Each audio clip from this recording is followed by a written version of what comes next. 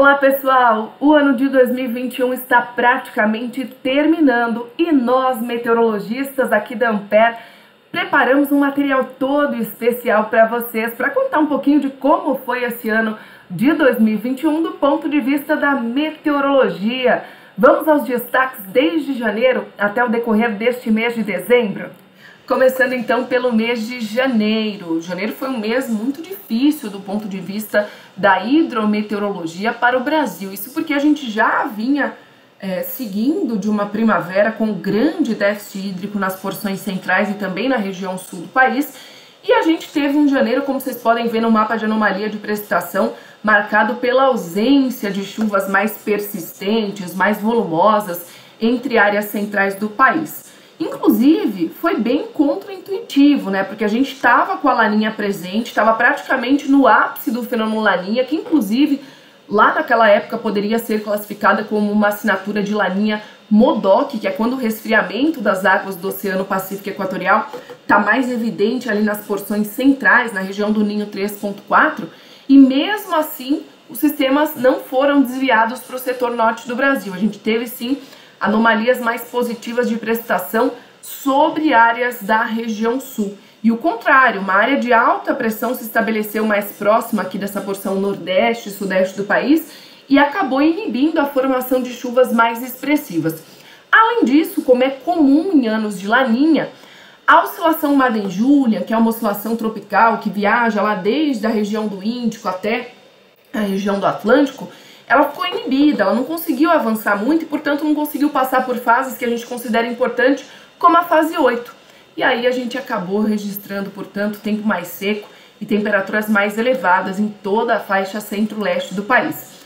Quando chegou em fevereiro, um alívio, um respiro, a gente conseguiu ter um mecanismo de circulação geral da atmosfera um pouquinho diferente, inclusive uma área de baixa pressão atmosférica se formou ali próximo à costa da região sul do país, ajudou a canalizar a umidade e a gente teve finalmente um episódio de ZACAS, de zona de convergência do Atlântico Sul, um pouco mais clássica ali por volta do dia 6. E com isso, a gente teve sim algumas bacias hidrográficas das porções centrais do país, como é o caso da bacia do Rio São Francisco, Alto Grande, Alto Paranaíba, Tocantins, Araguaia, recebendo algumas chuvas mais robustas nas porções centrais do Brasil.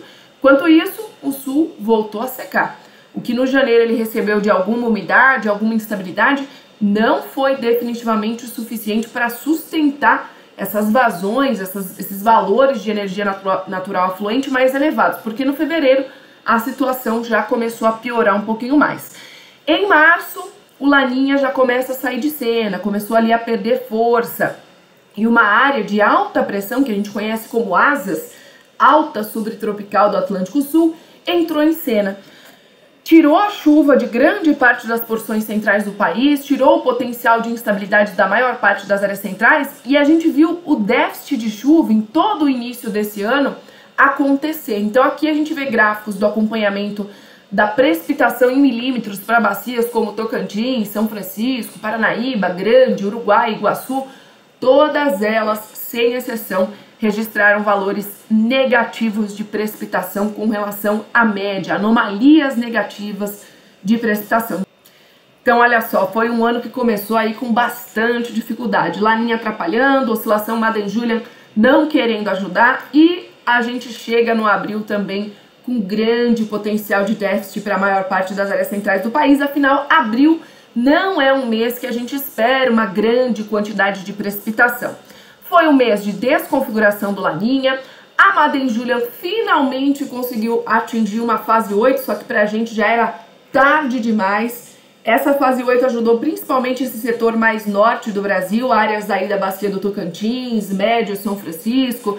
Essas foram as áreas mais beneficiadas, inclusive com os resquícios de alta da Bolívia, frentes na costa norte do sudeste e sul da Bahia, foram essas as áreas mais beneficiadas. E com isso também tivemos no extremo norte do país um grande benefício para as chuvas lá na região dos Solimões. A gente teve um alto acumulado de precipitação ocorrendo no extremo norte do Brasil, que facilitou bastante a cheia aí sobre essas áreas. Em maio, um dos grandes destaques é o retorno de alguma precipitação mais significativa para a região sul do país. Finalmente, a oscilação antártica afundou, a oscilação antártica caiu em maio e ao fim do mês a gente conseguiu observar a passagem de uma frente fria mais continental, uma frente fria mais forte, que trouxe um acumulado de precipitação bastante intenso, principalmente para o estado do Rio Grande do Sul, beneficiando principalmente áreas da bacia do rio Jacuí.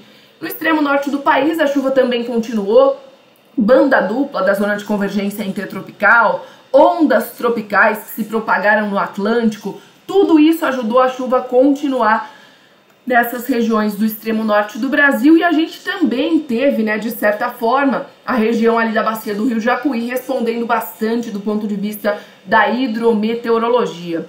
Com a presença do fenômeno Laninha, mesmo que ele já tivesse se dissipado, mesmo que ele já tivesse acabado ali oficialmente no mês de abril, as águas do Oceano Pacífico Equatorial nunca chegaram a ficar num padrão positivo, nunca chegaram a mudar de anomalia. Então, mesmo com o fim do fenômeno Laninha, a gente viu o frio esse ano chegar na hora certa e até um pouquinho mais cedo.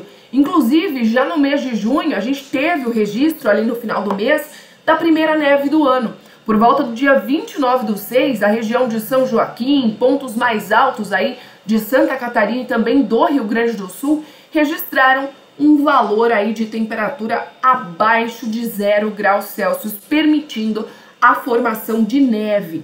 Junto com tudo isso, a gente teve também uma fase negativa do tal do dipolo do Oceano Índico. A gente acredita que do Pacífico ao Atlântico existe uma relação, existe uma propagação que a gente chama de trem de ondas e que também pode ter, junto à queda da oscilação antártica, facilitado a incursão do ar mais frio na região centro-sul do país. Enquanto isso, prestem atenção na porção central, a umidade do solo continuava crítica, continuava bem baixa em toda essa região. Em julho, novo episódio aí de queda da oscilação antártica, 2 ondas de frio intensas, uma no dia 19, outra no dia 29, impactos infelizmente em culturas aí para o agronegócio como milho, cana, também o café, em todo o centro-sul do país foram afetados com geadas, com esse frio intenso, e a gente já tinha uma fase positiva do dipolo do Oceano Índico, ou seja, a gente já estava saindo ali daquele momento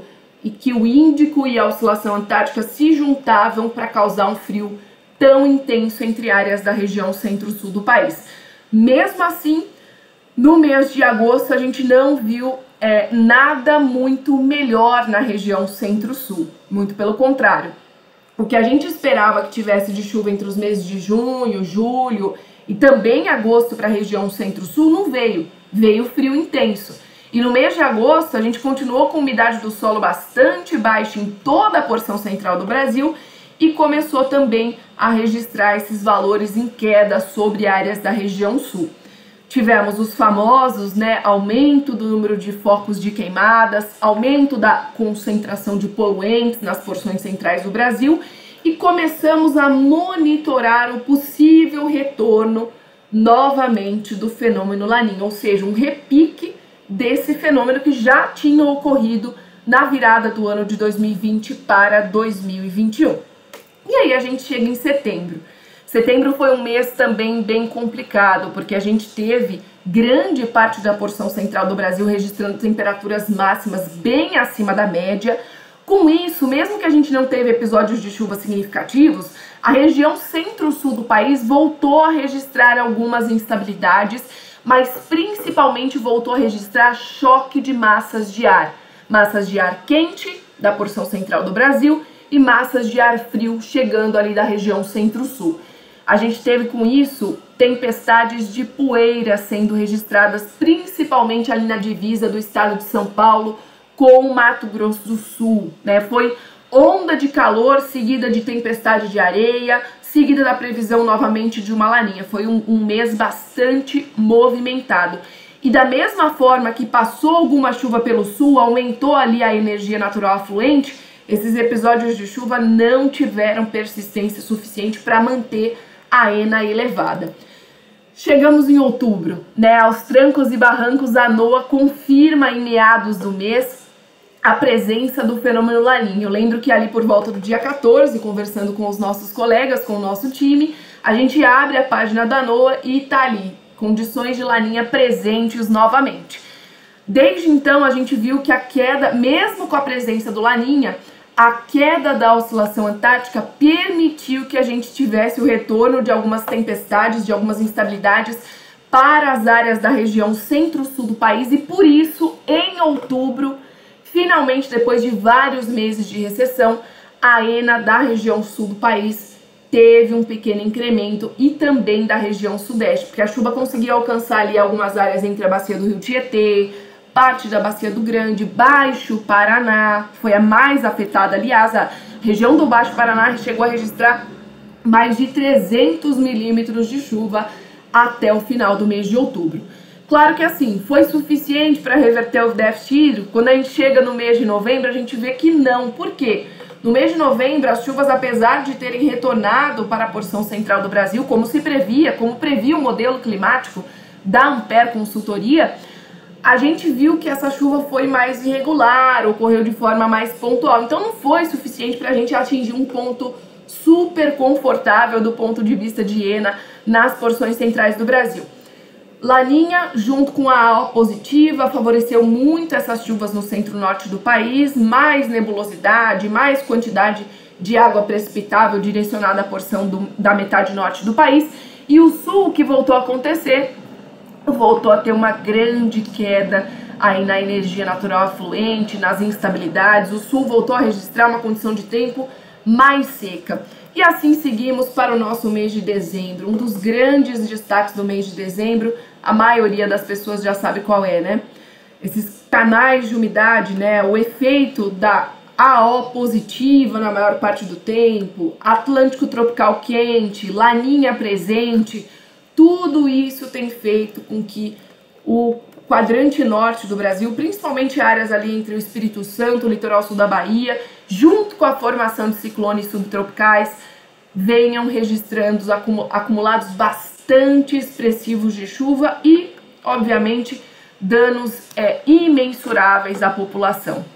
Então, tudo isso tem uma explicação do ponto de vista climático. A previsibilidade desses sistemas com grande antecedência, ela é muito baixa, mas lembre-se que a gente sempre vai estar aqui com vocês na Ampere Consultoria para monitorar isso. Sobre a previsão para o 2022, venham com a gente tem um espaço exclusivo todo dedicado para análise e previsão do tempo, tá bom? No canal eu fico por aqui, né? Eu queria aproveitar em nome do nosso time de meteorologia, em nome do nosso time de consultores, para agradecer a atenção de todos vocês ao longo desse 2021 e que em 2022 possamos mais uma vez estar juntos aí para monitorar, para analisar essas questões climáticas que são tão importantes para o nosso país, não é mesmo? Um grande abraço para todos vocês, um feliz 2022, cheio de paz e muita saúde.